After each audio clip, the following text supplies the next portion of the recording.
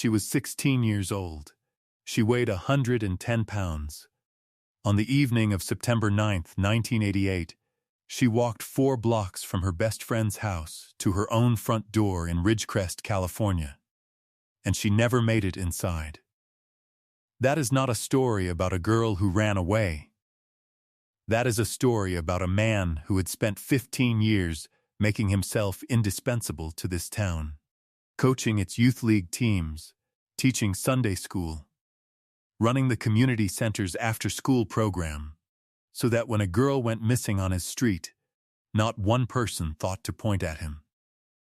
And it would take 34 years, a distant cousin's ancestry kit, and a partial DNA profile sitting in a state evidence freezer since 1989 to finally put his name on what he did.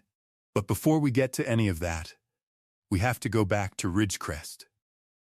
Because to understand how a man like Gary Pruitt stayed hidden for 3 decades, you first have to understand the town that trusted him and the girl he took from it. Ridgecrest in 1988 sat at the edge of the Mojave Desert in Kern County, about 120 miles northeast of Los Angeles, close enough to feel the gravitational pull of the city, far enough away to operate by entirely different rules. Population around 25,000. A Navy weapons testing station on its eastern edge that meant a steady stream of military families cycling in and out every few years, giving the town an unusual mix of transience and deep-rootedness. The people who stayed, who bought houses and planted citrus trees and coached Little League, were the ones who defined the place. The 1980s there felt like the 1980s felt everywhere you weren't paying attention to the news. Long and golden and faintly anxious in ways that hadn't yet found a name. Viet's rental places on every other block. Kids on BMX bikes until the streetlights came on. Answering machine messages that families kept replaying because the voice was still there, even when the person wasn't. Teresa Garland fit into this world the way the best people always fit. Without effort, without performance, without trying to be anything other than exactly what she was. She was 16 and a junior at Burroughs High School. She was on the track team, the 400 meters, and her coach had told her mother privately that she had a real shot at a college scholarship if she kept her times up. She worked Saturday mornings at the Albertsons on China Lake Boulevard, bagging groceries, saving money for a camera she wanted. Her father, Roy, drove a delivery truck for a regional beverage distributor. Her mother, Diane, was a teacher's aide at the elementary school.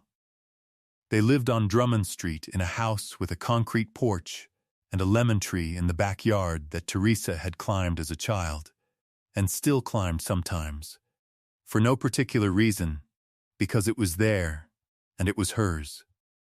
She was, by every account, the kind of teenager who made adults remember why they liked teenagers. Curious, funny, not cruel, genuinely interested in people. Her best friend, Kim Nakashima, later said that Teresa had a way of asking a question that made you feel like your answer actually mattered. She called her mother on Friday nights if she wasn't coming straight home. She checked in. On the evening of September 9th, 1988, a Friday, Teresa and Kim spent 2 hours at Kim's house 3 blocks away on Drummond, watching a rented copy of Beetlejuice and eating microwave popcorn. At approximately 9:15 p.m., Teresa put on her jacket, picked up her backpack, and said she'd call when she got home. Kim watched her walk to the end of the driveway and turn right toward her house.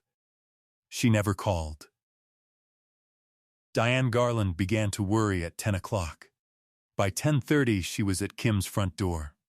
By 11, she had called the Ridgecrest Police Department. The desk sergeant told her that teenagers sometimes lost track of time. Diane Garland told him, in a voice that apparently left no room for misunderstanding, that Teresa did not lose track of time. A patrol unit drove Drummond Street at 11:40. Nothing, by dawn on Saturday the 10th, Officers were walking the 3-block route between the two houses on foot. At 7:20 a.m., a neighbor's dog led his owner to a gap in the oleander hedge at the edge of a vacant lot at the midpoint of the block. A lot that sat between two houses and was screened from the street by 15 years of untended growth. They found Teresa's backpack, her jacket, one shoe.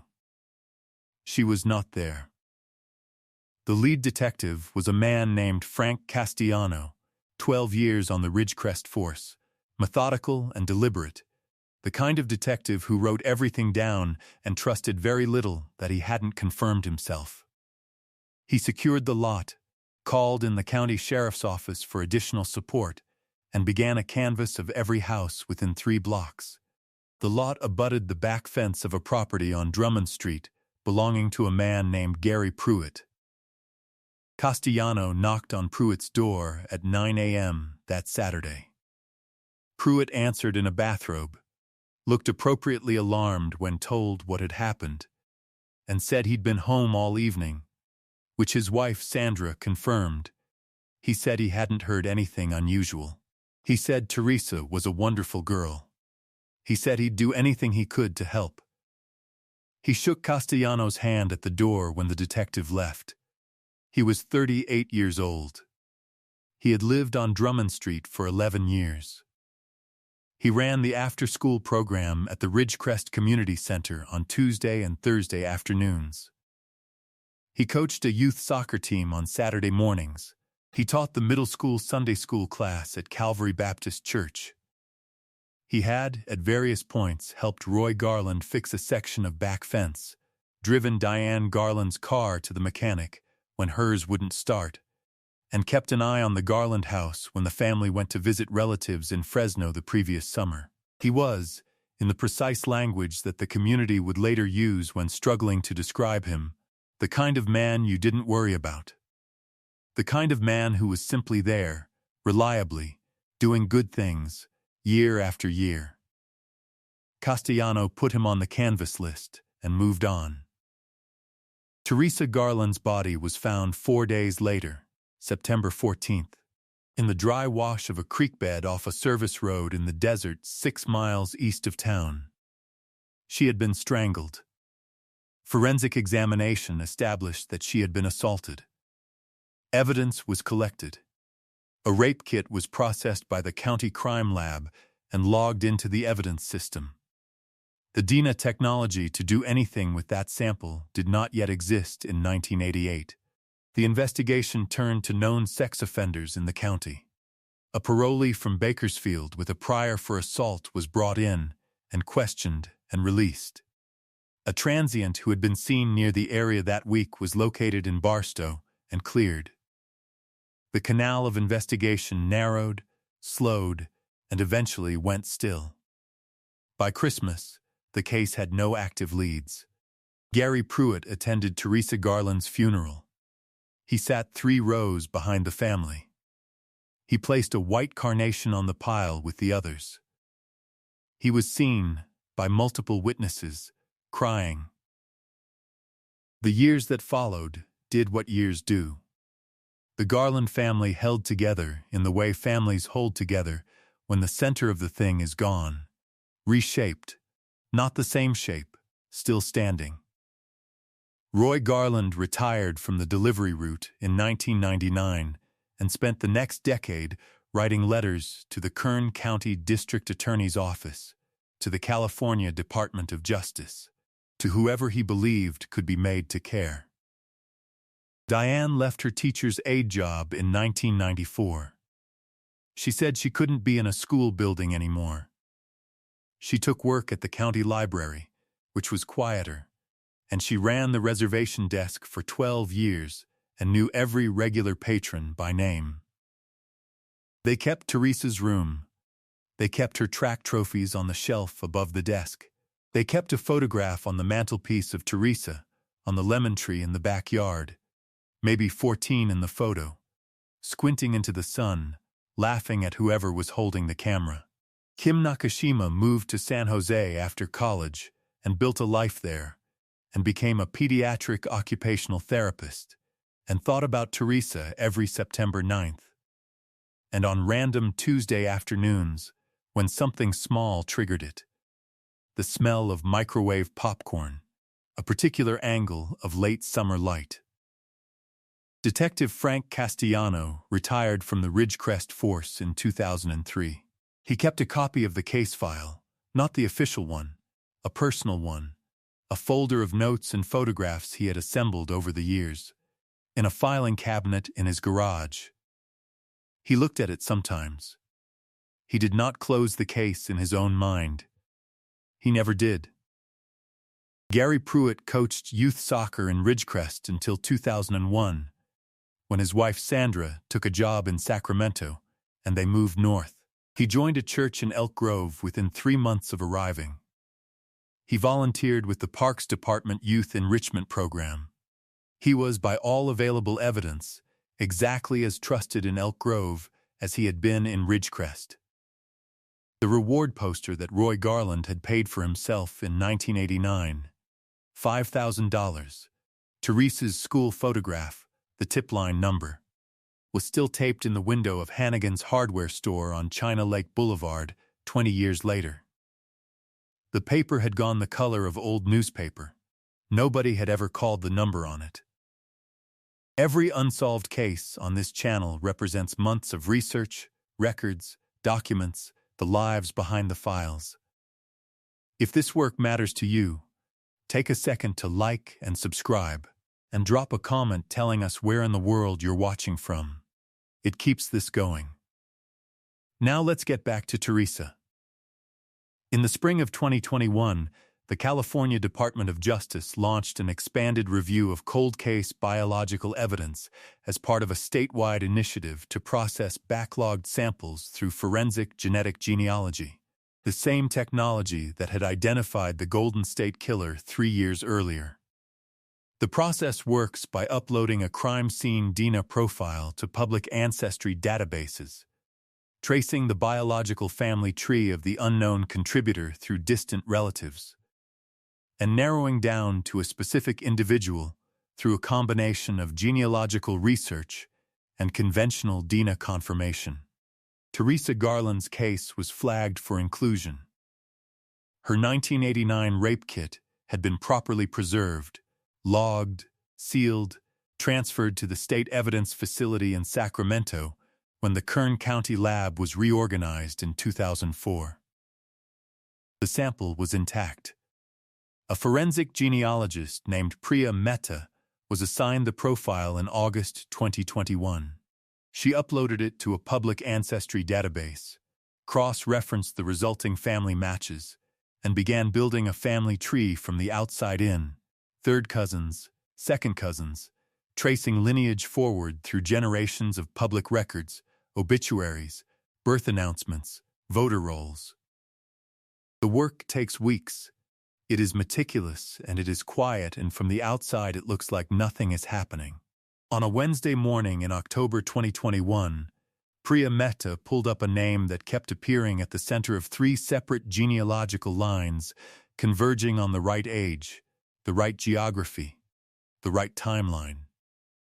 She checked it against the original case file summary. She checked it again.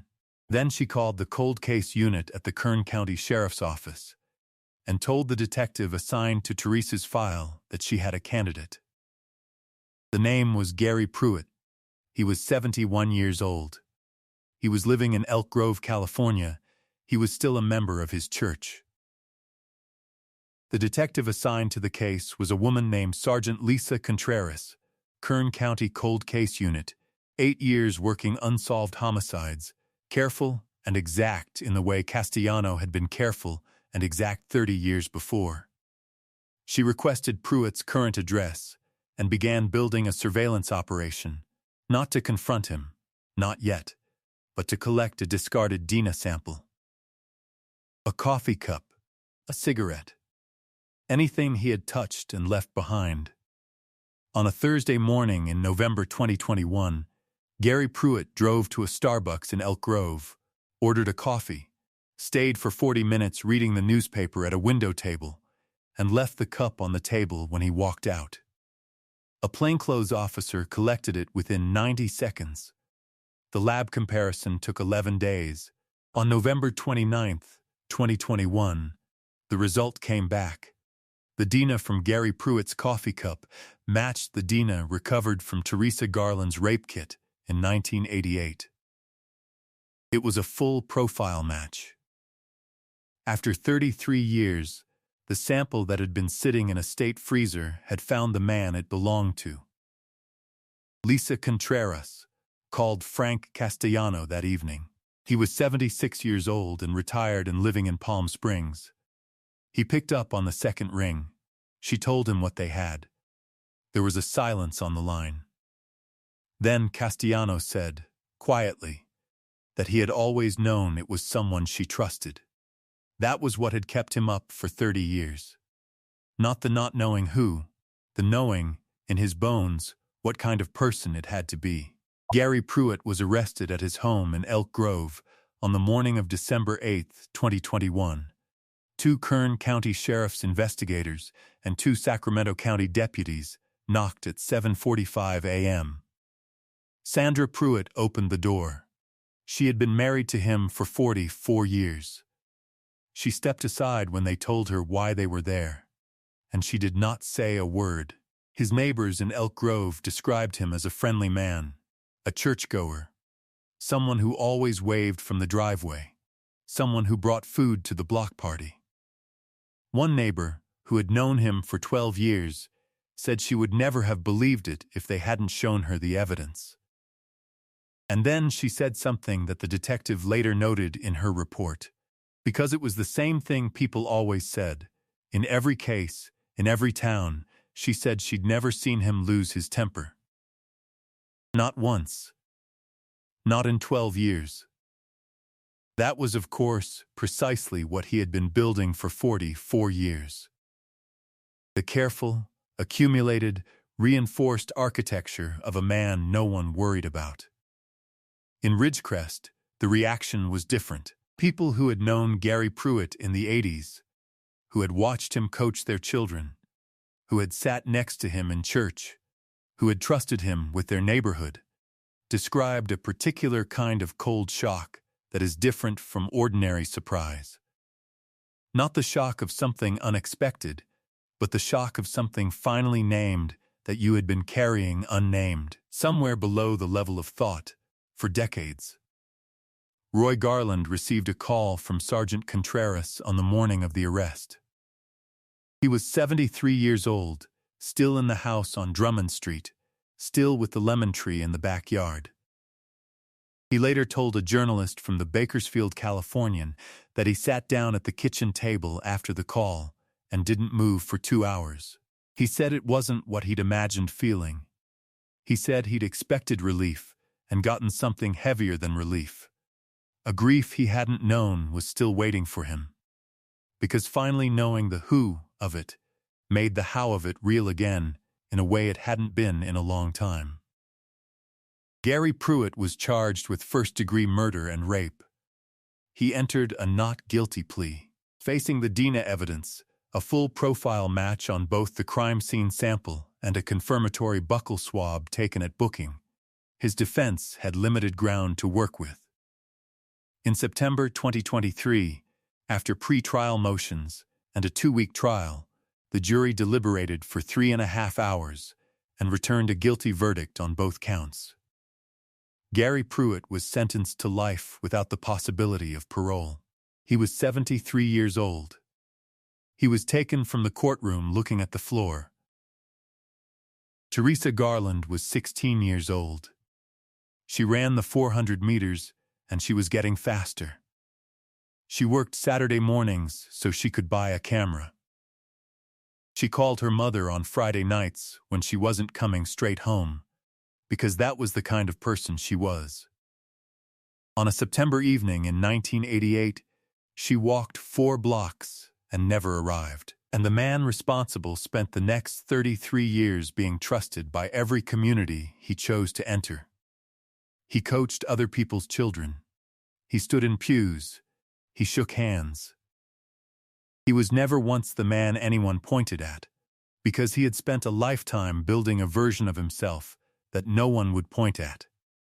He understood, perhaps better than anyone, that the best cover a predator can have is reputation.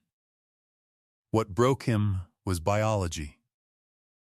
A sample collected by a technician in a county crime lab in 1989, logged into a freezer, transferred once, preserved for 32 years, not through any heroic effort, just through the ordinary institutional care of people doing their jobs carefully in the dark, finally found its match because a state initiative funded a genealogist to look. Roy Garland still lives on Drummond Street. He said after the verdict that he would have preferred the truth had come when Diane was still alive. She had died in 2016, so she could have heard it. He said she had never stopped believing it would come. He said he had stopped believing it for a while, somewhere in the middle years, and that he was sorry about that now, though he didn't know who he was apologizing to. The lemon tree is still in the backyard. He said he keeps it up.